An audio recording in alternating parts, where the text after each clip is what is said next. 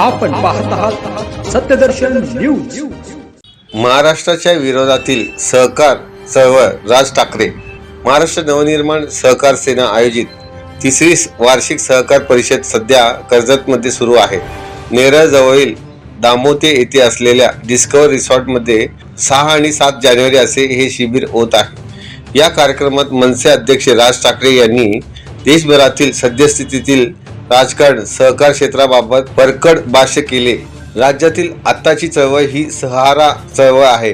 एकमेकांना सहारा देऊन सरकार चळवळ सुरू आहे। महाराष्ट्रात 2,22,000 सहकार संस्था आहेत। त्याच्या कालोकाल गुजरात आहे, म्हणून महाराष्ट्रावर डोळा आहे। अमूलसाठी महानंदा गिळंकृत करायचे प्रयत्न चालले, अशा गंभीर आरोप राज ठाकरे यांनी केला।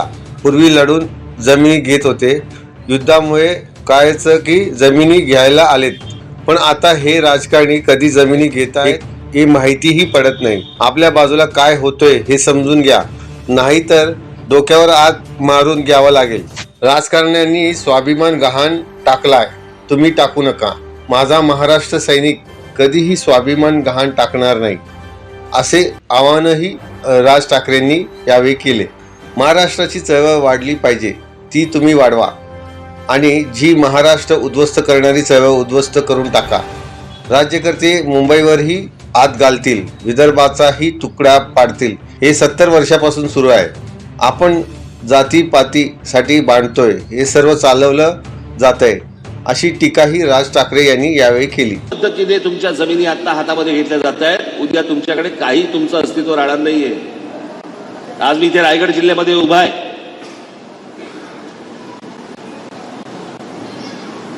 आज हा समजा हा तुमचा झालेला ब्रिज आहे, कुठला आता नावाशेवा, शिवडी नावाशेवा झालाय ना।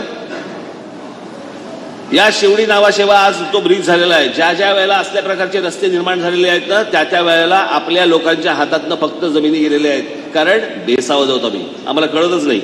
तात्पुरत्या पैशावरती पण आम्ही जमिनी देऊन टाकतो। उद्या हा रायगड जिल्हा देखील तुमच्या हातात राहणार नाही। इथे विमानतळ येतोय, इथे मुंबईला लिंक होणारा रस्ता येतोय, आणि हा रस्ता आल्यावरती, हे विमानतळ झाल्यावरती सगळ्या आजूबाजूच्या सगळ्या जागा ज्या आहेत हे बाहेरच्या राज्यातले लोक येऊन परचेस करणार तुमच्या नाकावर टिचून।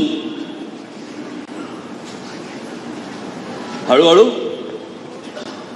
हळूहळू तुम्ही दुसरी भाषा बोलायला लागणार, तुम्ही मराठी बोलायचं बंद होणार, कारण ती माणसंच बोलायची बंद होणार तुमच्याशी। आणि उद्या या सगळ्या जमिनी, आता मी तुम्हाला सांगून ठेवतोय, धोक्याची सूचना रायगड जिल्ह्यासाठी खास। आता पुढच्या काही दिवसांमध्ये तो सिलिंग तयार होईल, तो काय काय म्हणतात त्याला, शिवडी नावाशेवा, हे विमानतळ येणार। माझी मराठी बांधवांना, भगिनींना माझी हात जोडून विनंती आहे की हे काय चालू आहे ना आपल्या आजूबाजूला, सतर्क राहा।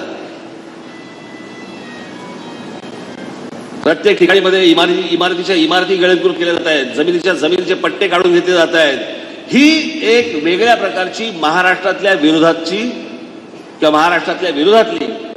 ही एक प्रकारची सहकार चळवळ आहे, जी आपल्या विरोधातली आहे, जी महाराष्ट्राच्या विरोधातली आहे।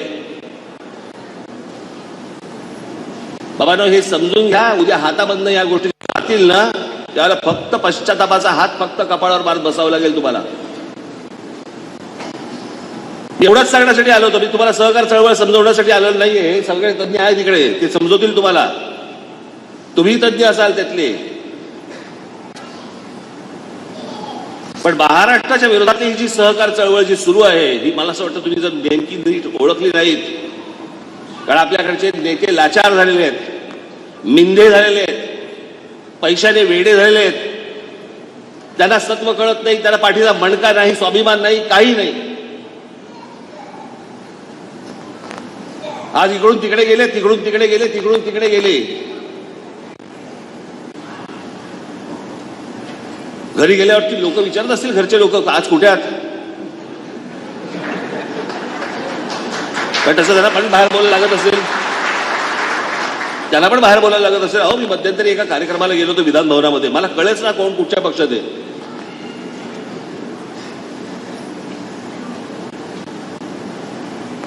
पण त्यांनी त्यांची मनं आणि त्यांचा स्वाभिमान हा गहाण टाकलेलाच आहे. तुम्ही टाकू नये. माझ्या महाराष्ट्र नवनिर्माण सेनेच्या महाराष्ट्र सैनिकाकडनं कधी स्वाभिमान गहाण टाकला जाणार नाही.